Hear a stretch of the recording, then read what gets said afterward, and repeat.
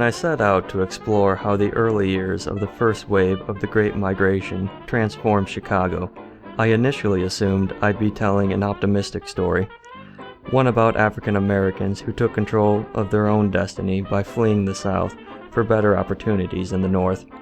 And while I did find that most black migrants who arrived between 1915 and 1920 believed life in the North was better than in the South, as my research began to pile up, I realized the real story I needed to tell was in the exclusion and violence inflicted upon the black community, even in a northern city where formal legal segregation didn't exist. What I found in Chicago was a pattern of racial violence that culminated in the most destructive event in the city's history, the race riot of 1919.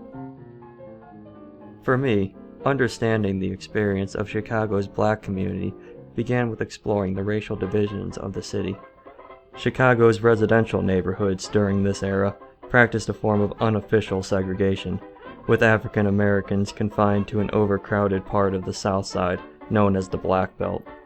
Imaginary dividing lines between white and black neighborhoods were maintained by white gangs through routine violence and intimidation. For a black Chicagoan, merely walking through the wrong neighborhood could easily result in being beaten and bloodied by a posse of young white men. African Americans who dared buy property in a white neighborhood risked having their homes shattered by bombs. Between 1917 and the summer of 1919, dozens of bombings were perpetrated by white gangs against black homeowners. My study of the 1919 race riot started with the story of one young African American boy named Eugene Williams.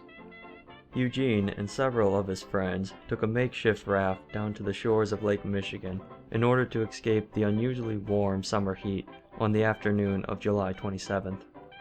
Public spaces in Chicago, like beaches, were also governed by an unofficial but very much present form of segregation. When the currents caused Eugene to accidentally drift too close to the white section of the beach, a man standing on the shore began to throw rocks at him, one of which struck Eugene in the head, causing him to drown. Police arrived on the scene to find a commotion between black and white beachgoers, but rather than arresting the white man who threw the stone, the police instead attempted to arrest a black man following a separate complaint. While this was happening, an outraged bystander stepped from the crowd and began firing a pistol, marking the panic beginning of the riot.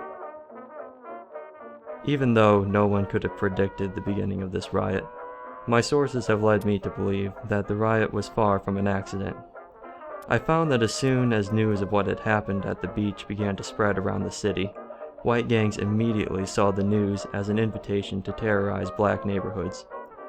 During the riot, these gangs sought out individual black men near the edges of the Black Belt who were easy targets. Their assaults left victims either badly beaten or oftentimes dead.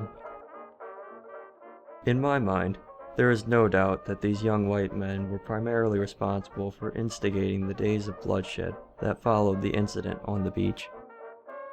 Picking through historical newspapers provided me with an interesting challenge because each article reflected the fog of confusion and misinformation that existed during the riot. I discovered that newspapers frequently reported exaggerated numbers of deaths and injuries. One newspaper exaggerated the numbers fivefold, while others reported that black men were routinely attacking white women. In reality, only 10 women had sustained injuries during the riot, 8 of which were the result of accidents. The true human toll of the 5 days of rioting was 23 blacks and 15 whites killed, and 537 people had been injured, approximately 2/3 of whom were black. For people living through the event, sensational news reports stimulated a desire for retribution, which exacerbated the riot. After reaching the end of my research, I realized just how much this period defied my expectations. I was mostly surprised by the level of violence that underpinned Chicago's rigid social barriers.